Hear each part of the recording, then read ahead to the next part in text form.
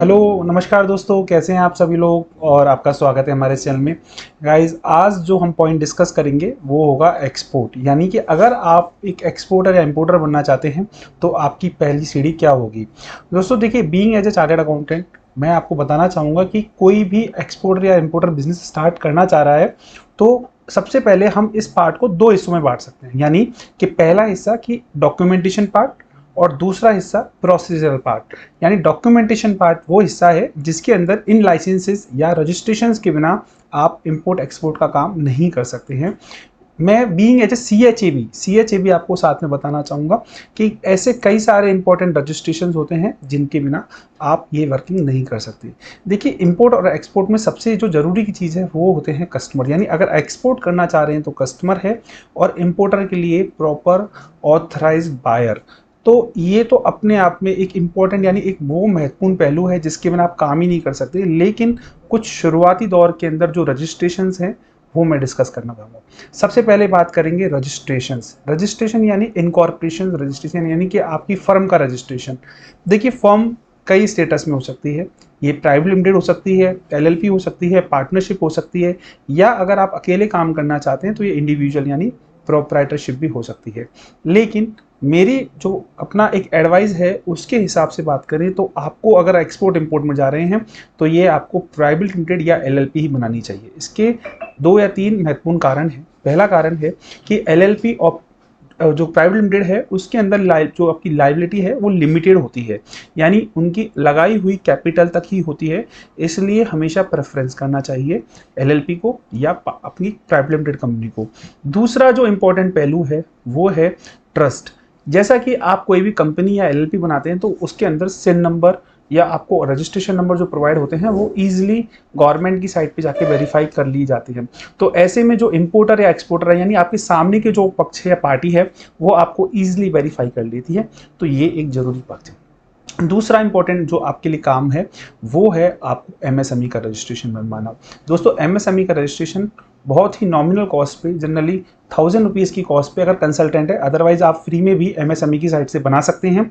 तो ये रजिस्ट्रेशन आपके लिए लेना जरूरी है। कारण क्योंकि आगे जब भी आप कोई भी प्रोसीजरल एक्टिविटी में जब जाएंगे तो एमएसएमई के बिहाफ पर आपको काफ़ी सारे गवर्नमेंट को ग्रांट्स या छूट या डिडक्शंस देती है, तो ये आपके लिए लेना जरूरी है।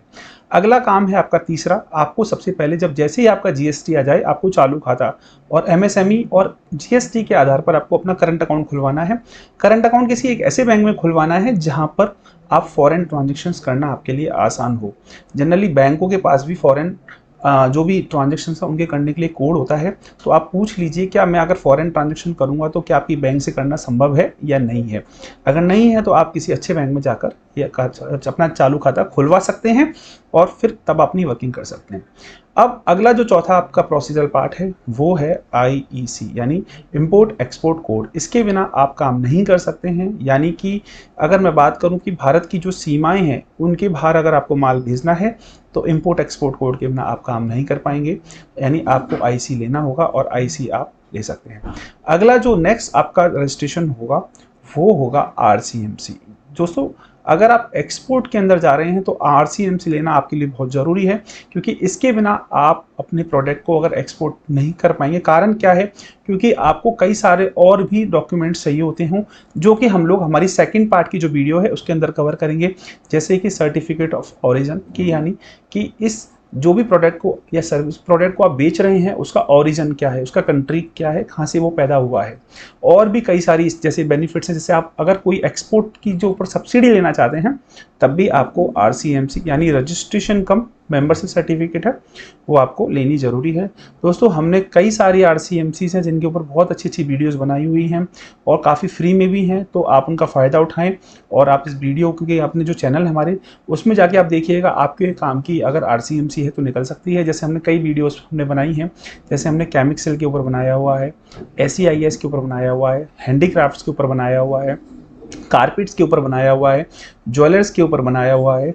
हम लोगों ने एग्रीकल्चर फूड के लिए अपेड़ा के ऊपर वीडियो बनाया हुआ है, हमने कॉफ़ी बोर्ड के ऊपर वीडियो बनाया हुआ है, हमने टी बोर्ड के लिए भी हम लोग प्रोसेस में हैं।